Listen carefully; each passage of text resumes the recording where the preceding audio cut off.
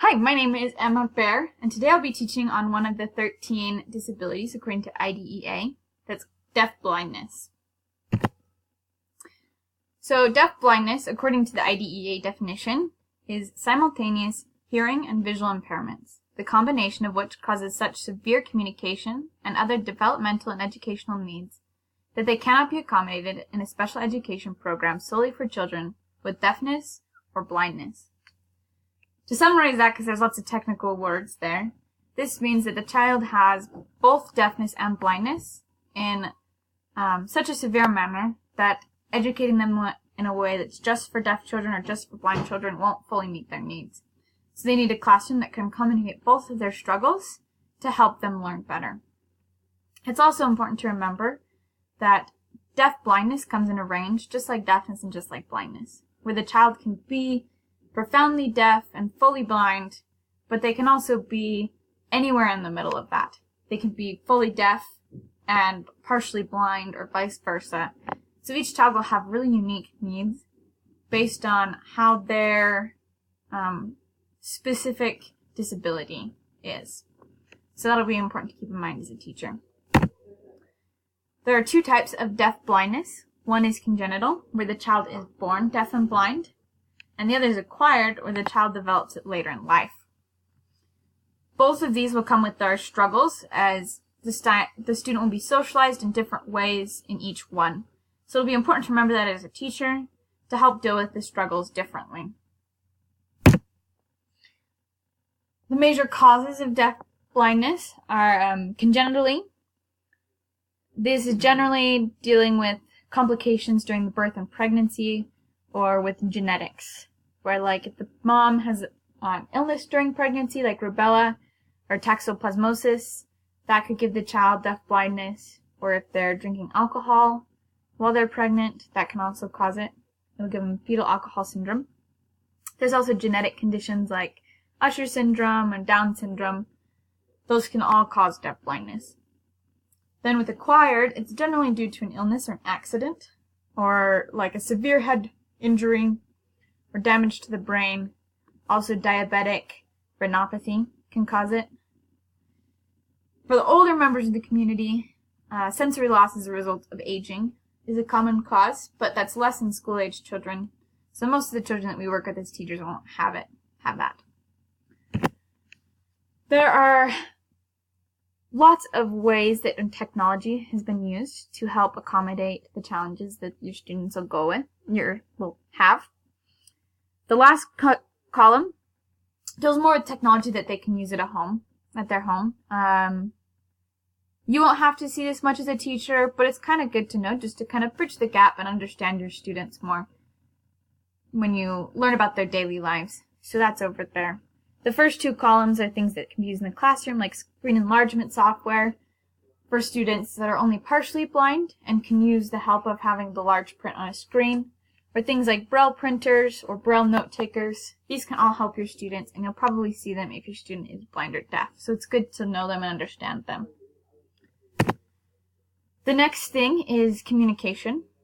Each child will have a different range of deaf and blindness, so they'll communicate in different ways depending on their ability.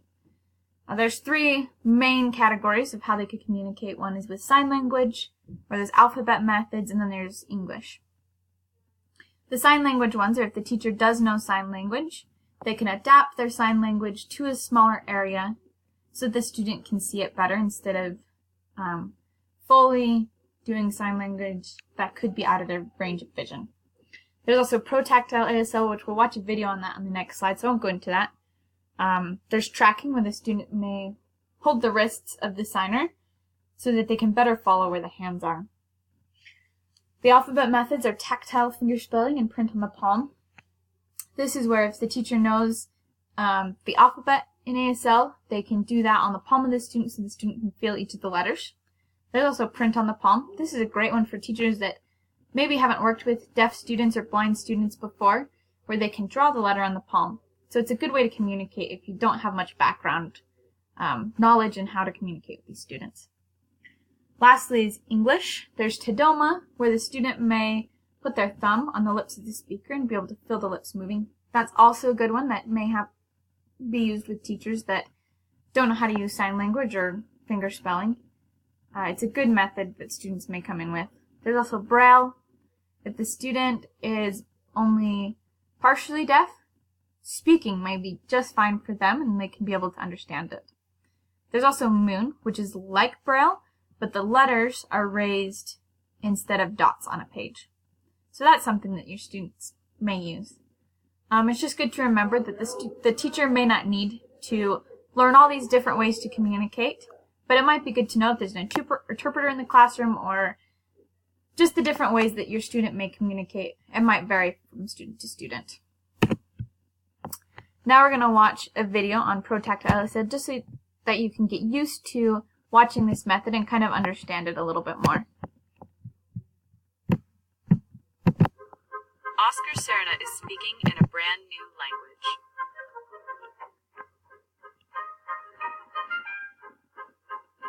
Oscar is both deaf and blind, or deaf-blind. He works at Gallaudet University on a project tracking the evolution of a language for those who can't see or hear. This new language is called protactile ASL. The ASL stands for American Sign Language, which uses visual signs for words and phrases. Protactile ASL communicates entirely through touch. For example, here's a sentence in ASL. Here's how Oscar would say the same sentence in protactile ASL.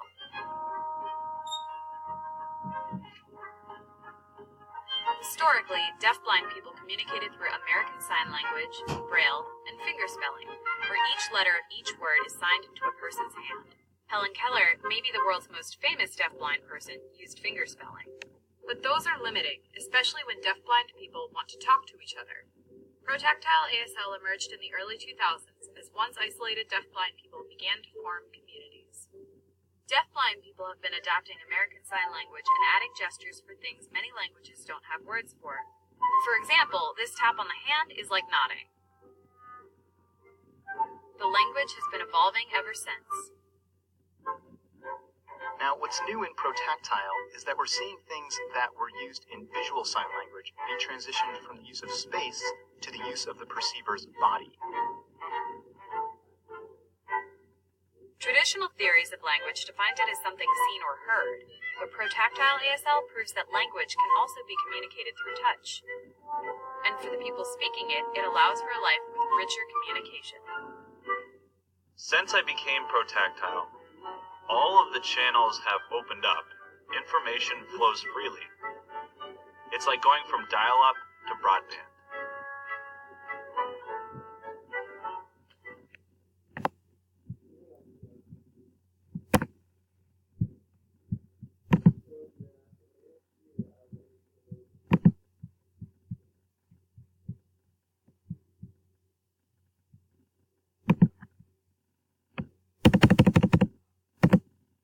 So that's basically protactile ASL, which is a great way for students that are deaf and blind to be able to communicate in a language that is adapted to meet their needs. So that's something you might see in your classroom, and it's good to be aware of it and understand it. Now we're going to talk about tips for the classroom and what can be used to help your students best learn. The first thing is if your student does have some hearing left, it's important to be able to speak clearly. This doesn't mean speaking slowly, it just means enunciating and speaking in a way that your student will be able to understand what you're saying better, especially if they only have some hearing left. The next thing is your student may have slower response times because of their struggles. So as a teacher, you need to slow down and allow your student sufficient time to respond to what you are saying and what you're asking. And just be aware that that doesn't mean that they are learning slower, it just means that they need a little bit more time. Also, since your students can't learn as well visually and orally, it's important to provide your student with learning opportunities that are more tactile, where they can feel something and play with something and have more of a hands-on experience, so that they can learn just like your students that learn visually and orally. This will help them learn way better.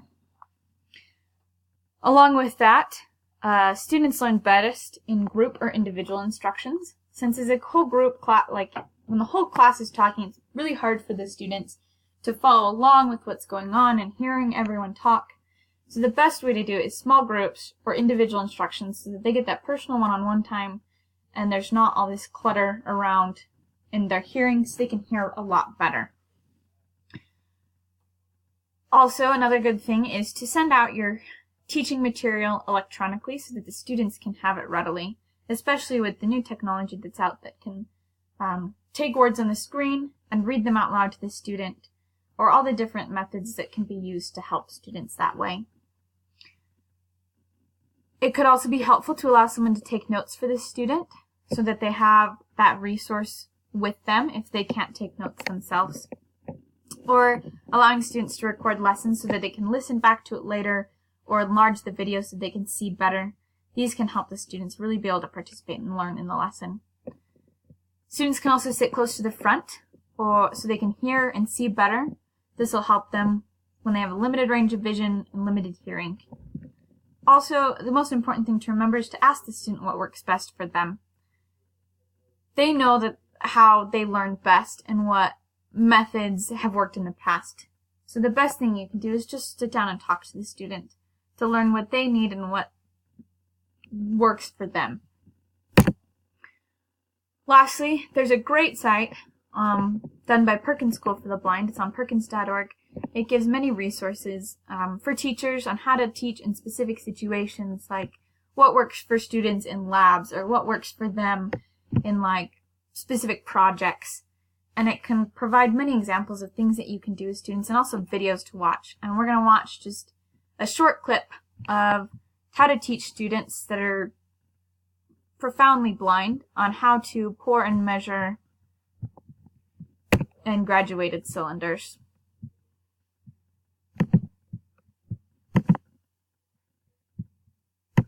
It's a contrast with a markings. We're going to consider the graduated cylinder, which is commonly introduced in science classes. So this video isn't saying too much that's really important, but it's important for what you can see. They have a yellow paper on the back of the graduated cylinder, and they've used bright red rubber bands so that your student who's visually impaired might be able to see better. Also, she's talking right now about using colored water if it's not going to affect the experiment, so that the student can see better, whereas with clear water they may not be able to see it as much.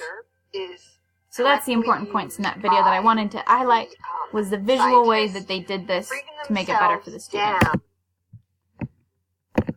So, thank you for listening to this lesson today.